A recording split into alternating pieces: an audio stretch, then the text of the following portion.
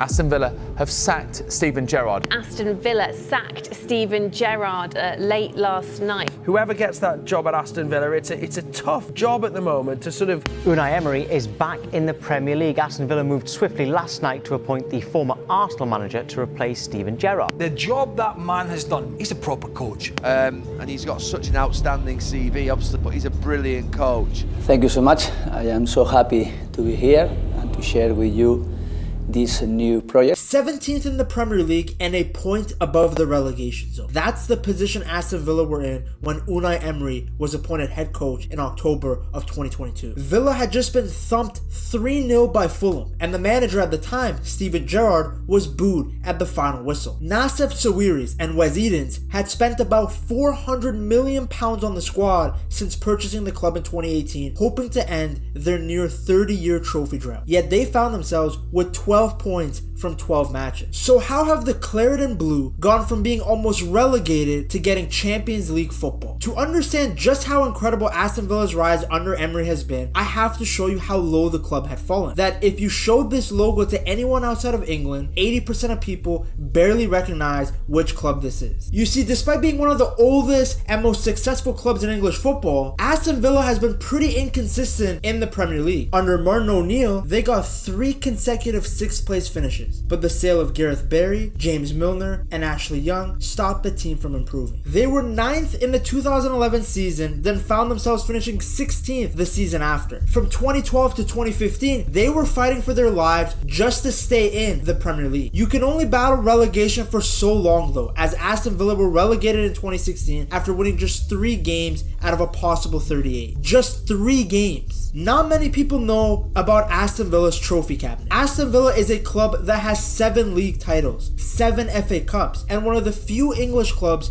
to lift the European Cup. Yet in the Premier League, they were just another club that failed to stay at the top. The start of that 2015-2016 season was very similar to Gerrard's start in the 2022-2023 season, with manager Tim Sherwood being fired after 6 consecutive league losses. In November of 2015, French manager Emi Martínez was hired to change the course of Aston Villa's season, but he ended up leaving in March with the club still at the bottom of the table. I feel very sorry for the Aston Villa fan, to be fair, because I know that they are always behind us if we are fighting, and today we didn't really fight on many occasions.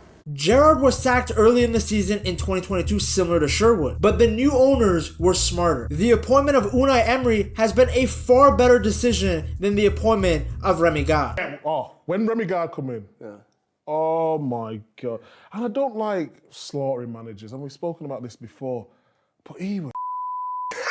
Aston Villa's first season in the Championship in 2017 was disappointing. Newly appointed manager Roberto Di Matteo was sacked after 12 games with the club as they were in 19th place with only 1 match won against Rotherham. Steve Bruce replaced the Italian but could only lead the club to a 13th place finish. The 2017-2018 season started out poorly for Aston Villa, with the club winning just 1 of their first 7 games. Later in the season, under coach Steve Bruce, they actually did better, winning 24 of their next 46 matches. This good run helped them finish 4th and make it to the playoffs. However, they lost the final match against Fulham and did not move up from the Championship. We fast forward to 2019 now, and Aston Villa are still in the Championship. The club was in complete ruins compared to the former glory they had seen. For the people that don't know, Aston Villa was owned by a Chinese businessman in 2019. Following the playoff final, financial problems began for Chinese business owner Tony Xia. Tony struggled to move money out of China to maintain basic footballing operation. Like, they couldn't even pay the salaries of the players and the staff. What a weird situation to be in as a football club. Facing significant financial difficulty and the threat of the club even existing, Tony sold 55% stake of the team to Nassef Sawiris and Wes Edens. The duo promised significant investment and made immediate changes. They sacked Steve Bruce with Villa sitting 12th in the table after 11 games and appointed Dean Smith. Under Dean Smith, the team improved dramatically and went on a 12-game unbeaten streak. By the end of the season, they had finished 5th in the Championship, qualified for the playoffs, and played in the finals once again. However, this time around, it was a positive result as they won the game 2-1 and got an exciting promotion back to the Premier League. Tammy Abraham, one of the players who the new owners brought in on loan from Chelsea, was phenomenal that season, scoring 25 goals in the championship. With the club back in the Premier League, Nassef Sawiris and Wes Edens began to invest even more. After all, their previous investments in Tammy Abraham, Tyrone Mings, and El Ghazi had turned out well. In the 2020 season, Aston Villa made 15 signings, which included Mings and El Ghazi to permanent contracts, alongside Trezeguet, Matt Targett, and Douglas Luiz. Douglas Luiz was a signing that would turn out to be instrumental, with the Brazilian still helping Aston Villa. Douglas Luiz is still at the club and has developed into one of the best box-to-box midfielders in the Premier League. With so much money spent, it was expected that the club would remain in the English top flight easily, but they couldn't have been more wrong. Villa started the season in 17th place and ended it in the same spot. They won just 9 games and were only 1 point away from the relegation on the last match day with a 1-1 draw against West Ham. They also lost the EFL Cup final 2-1 to Manchester City. The one shining light was the emergence of Jack Grealish, who was their top scorer and assister with 8 goals and 6 assists. But it was understood that signing big players wasn't going to be enough. They had to sign the right players and adapt their plan. In the next season, Aston Villa spent another £100 million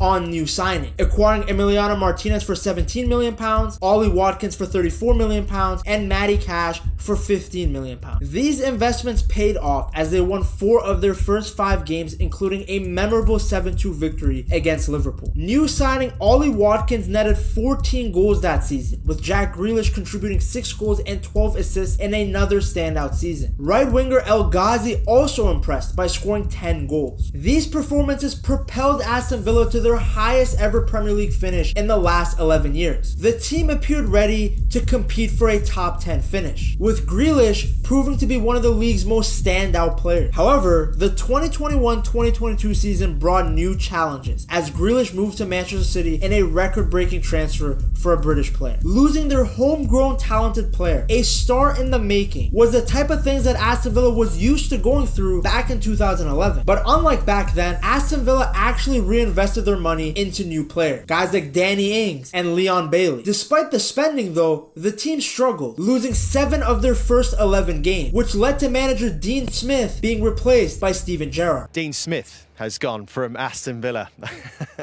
Gerrard, a legendary midfielder with a successful coaching stint at Rangers, arrived with high expectations. His initial start was positive, with Aston Villa winning 4 of their next 7 games as they moved up to 11th place by the end of 2021. Seeing this progress, Gerrard was backed in the January transfer window, as Villa signed Coutinho on loan from Barcelona and Digne for £25 million from Everton. But the results in the new year were poor. Aston Villa lost 4 games in a row to West Ham, Arsenal, Wolves, and Tottenham. When Gerrard had taken charge of the team, they were in 15th place, and he helped them finish, well, 14th. Hardly the progress the owners wanted to see. The 2022-2023 season saw more troubles, even though Gerrard had gotten the players that he wanted. The team underperformed, struggling with both wins and goals, managing just 2 wins and 7 goals in the first 11 games. After an embarrassing 3-0 loss and finding themselves in 16th place, Gerrard was sacked.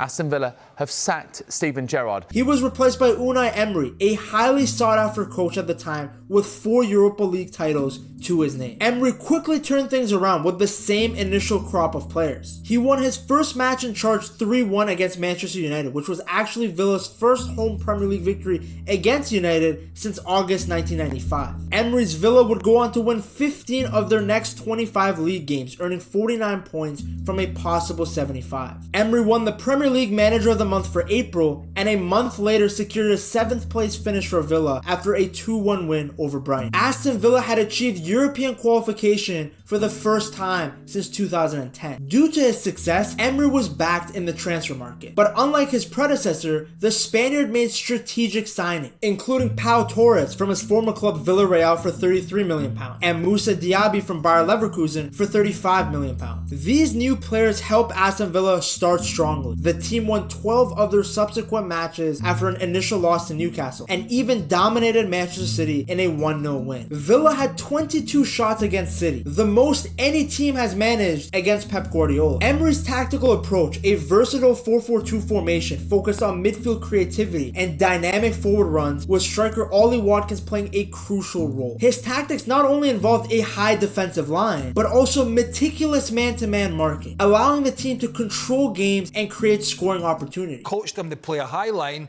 like a lot of the teams these days. They squeeze the game, they're powerful, they pass the ball. Emery won 31 of his first 50 games in charge, which is 2 more than what Pep Guardiola managed in his first 50 games in charge of Manchester City. Under Emery, Aston Villa had one of the best attacks in the league, and their performances showed that they deserve Champions League football. Emi Martínez is currently considered one of the best goalkeepers in the world. He broke the record for number of clean sheets for an Aston Villa goalkeeper in his first 100 Premier League games for the club. He's also, of course, a world champion and made the greatest save of all time. Super John McGinn is not only famous for having the Premier League's best celebration, but also for possessing one of the sharpest left feet in the game. He combines excellent technical ability with an unlimited work engine, making him a super valuable box-to-box midfielder. Ollie Watkins is the league's most informed striker. With 19 goals and 12 assists, there is a genuine case for the Englishman being the player of the year. Douglas Luiz has been so good that Arsenal have been interested in the Brazilian. Yuri Tielemans and Boubacar Kamara, who joined on free transfers, had reinforced the midfield, while the substantial fees that was paid for Moussa Diaby and Pau Torres are no longer questioned. Emery has also gone more out of Leon Bailey, who didn't look like a standout player at all under Steven Gerrard. Emery's coaching has been so important to this Aston Villa rise. Usually when a new manager arrives at a struggling club, they immediately try and change everything to turn the season around. But not Emery. The progress has been evolutionary rather than revolutionary. 6 players who started against City in Aston Villa's 1-0 win were also in Steven Gerrard's last lineup as manager